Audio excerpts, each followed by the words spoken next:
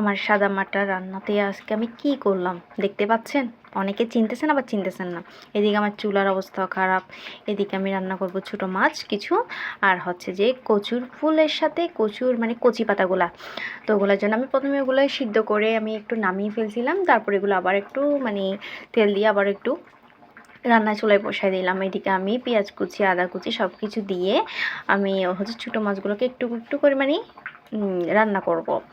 আর এদিকে হয়ে গিয়েছে প্রায়, তো আমি এখন এর মধ্যে আমি মাছগুলো ছোটো মাছগুলো দিয়ে দিচ্ছি একটু করে, মানে জাস্ট সামান্য করে জল দিয়ে একটু করে ফুটিয়ে নামিয়ে ফেলবো। এটা হচ্ছে ছোটো মাছ। আর এদিকে হচ্ছে আর মাছগুলোর নাম কি একটু জানলে আমাকে একটু বলবেন।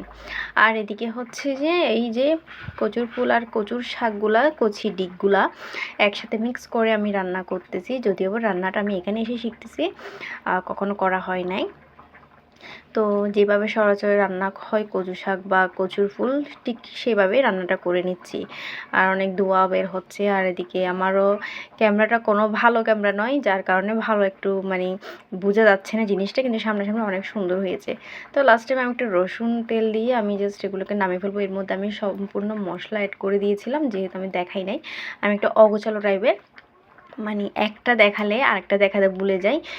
তো এতক্ষণ দেখার জন্য সবাইকে ধন্যবাদ।